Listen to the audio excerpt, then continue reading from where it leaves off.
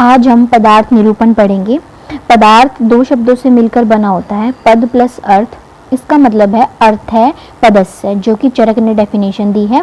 पदार्थो नाम पदस्य, पदयो पदानाम, वाय अर्थ पदार्थ है, चरक चक्रपाणी द्वारा दी गई। अर्थात एक पद या दो पद या बहुत पदों का अर्थ पदार्थ होता है।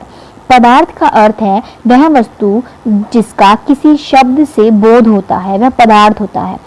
इसकी निरुक्ति पद्यते गम्यते ये नार्थ से पदार्थ है, अर्थात जिसके द्वारा किसी वस्तु विशेष या फिर किसी विषय का बोध हो उसे हम पदार्थ कहते हैं। पद के तीन भेद होते हैं, रूढ़, यौगिक, योग रूढ़।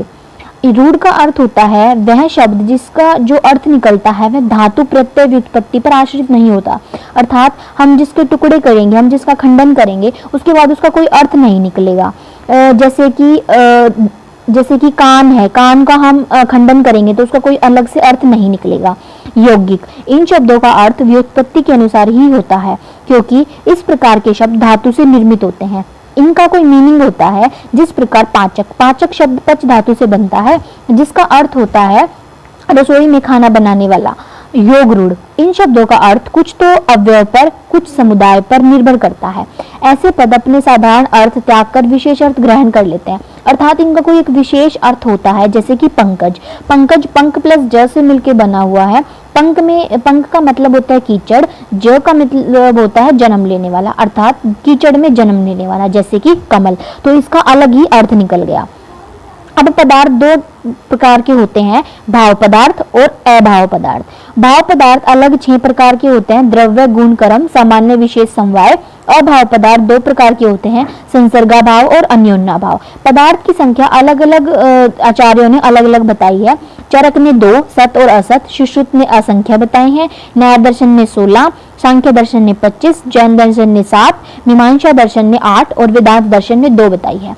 और भाव पदार्थ का तो हम अलग अलग आगे वर्णन पढ़ेंगे। इसके अलावा भाव पदार्थ, अभाव पदार्थ।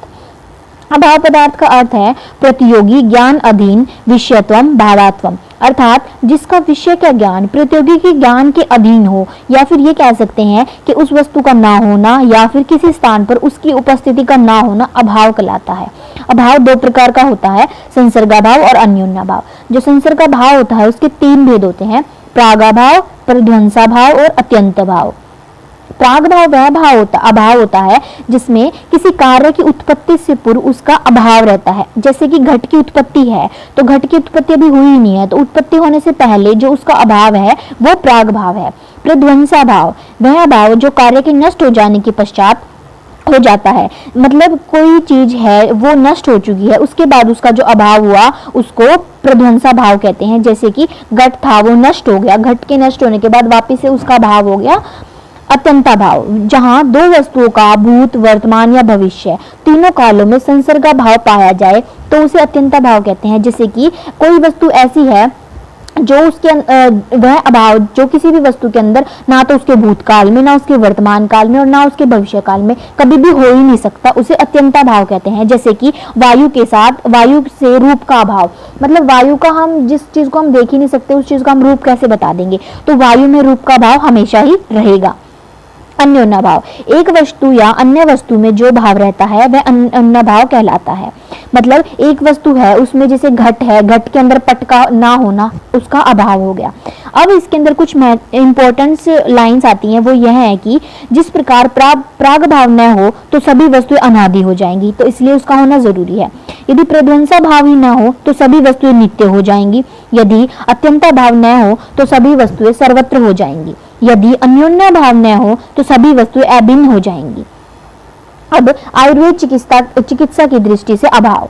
आयुर्वेद एक व्यवहारिक शास्त्र है, यह स्थूलदर्शी है और सृष्टि को पंचभौतिक इसने माना है।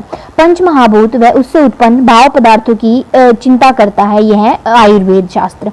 इस प्रकार अनुपयोगी होने से आयुर्वेद ने अभाव पदार्थ की आवश्यकता को नहीं माना, क्योंकि जो अभाव होता है वो ना तो स्वास्थ्य संरक्षण कर सकता है और ना ही किसी भी विकार की शांति का काम करता है।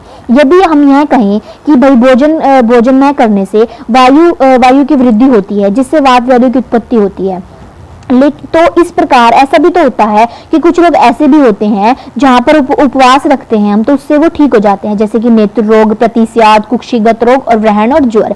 इनमें उपवास रखने से ये रोग ठीक हो जाते हैं। जैसे भाव पदार्थ रोगों की उत्पत्ति व निवृत्ति में कारण है ना, वैसे ही अभाव भी रोगों की उत्पत्ति व निवृत्ति में कारण है। अतः अभाव को सप्तम पदार्थ नहीं मानते, क्योंकि जो अभाव है उसके होने में कोई कारण नहीं होता, किंतु जो भाव होता है उसके होने में कारण होता है। इसका कारण यही है कि जिस चीज का कोई कारण ही नहीं होता उसको इंद्रिय प्रत्यक्ष रूप से देख ही नहीं सकती। यदि भोजन की बात करें हम कि भोजन न करने से, भोजन के अभाव से रोग की उत्पत्ति और निवृत्ति होती है, तो यह कथन ठीक नहीं है, क्योंकि जब हम भोजन का अभाव करते हैं तो उससे हमारे शरीर में लघुता गुण उत्पन्न होता है, लघुता गुण का भाव उत्पन्न होता है, जिसकी वजह से रोग की उत्पत्ति और निवृत्ति होती है। चरक ने भाव का अभिप्राय स्वस्थ है और अभाव का अभिप्राय अस्वस्थ बताया है। उसी कारण आचार्य चरक ने अभाव के अतिरिक्त पदार्थ नहीं माना। अब आयुर्वेद में पदार्थ विज्ञान की उपयोगिता। आयुर्वेद जो है वो चिकित्सा विज्ञान है। स्वास्थ्य के स्वास्थ्य का रक्षण करना और रोगी के रोग का उन्मूलन करना या रोगी के रोग को दूर करना इसका प्रयोजन है। इसमें पदार्थ विज्ञान की महत्व जो है इस प्रकार है। महर्षि चरक व वैशेषिक दर्शन के अनुसार पदार्थ, द्रव्य, गुण, कर्म, सामान्य, विशेष, समवाय 6 प्रकार के होते हैं। इसमें प्रथम को द्रव्य माना है, परंतु अन्य सभी पदार्थ जो होते हैं वो भिन्न होते हुए द्रव्य पर आश्रित रहते हैं। वो इस प्रकार रहते हैं: किंचित दोष प्रशमन, किंचित धातु प्रदूषणम, स्वस्थ वृतौ हितम, किंचित त्रिविधम द्रव्यम उच्यते। चरक सूत्र स्थान, अर्थात कभी द्रव्य दोष का प्रशमन करता है, कभी वह धातु को प्रदूषित करता है, कभी वह स्वस्थ वृत्त में यूजफुल होता है और कभी वह स्वास्थ्य के स्वास्थ्य की रक्षा करता है। इस प्रकार द्रव्य जो है वो हर चीज में इन्वॉल्व रहता है। दोष जो होते हैं वो 2 प्रकार के होते हैं, शारीरिक और मानसिक। शारीरिक दोष वात पित्त कफ, मानसिक दोष शत्व रज तम। इन्हीं से जो शारीरिक और मानसिक रोग जो होते हैं ना उनकी उत्पत्ति होती है और उनका जो शामक जो है वो द्रव्य ही होता है। इसी प्रकार धातुएं भी 7 होती हैं, इनका जो दूषण है वो भी द्रव्य करता है। जो धातुएं होती हैं धातुएं 7 प्रकार की होती हैं, रस, रक्त, मांस, मेद, अस्थि, मज्जा, शुक्र। इस प्रकार द्रव्य ही रोग शामक भी है, द्रव्य ही धातु प्रदूषक है, व द्रव्य ही स्वास्थ्य रक्षक है। सब कुछ द्रव्य ही करता है। कारण यह है कि कर्म व गुण सब कुछ द्रव्य में ही आश्रित रहते हैं। इस प्रकार आयुर्वेद के 2 प्रयोजन के सिद्ध साधक द्रव्य, गुण, कर्म पदार्थों की उपयोगिता आयुर्वेद में पग पग पर देखी जा सकती है। सामान्य विशेष का प्रतिपादन करते हुए चरक ने कहा है कि सब पदार्थों की समानता वृद्धि का कारण होती है, विशेषता आहास का कारण होती है।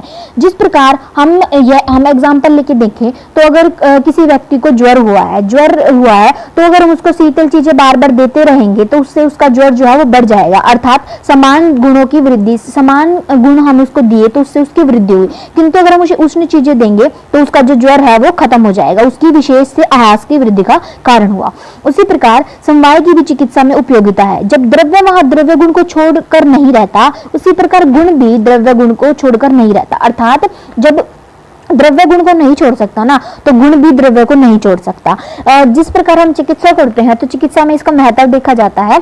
चिकित्सा में जब भी हम किसी भी रोगी को कोई भी औषध द्रव्य देते हैं तो उसमें हम उसके गुणों को देखते हैं, गुणों का उसमें समवाय संबंध है या नहीं ये उसका देखते हैं।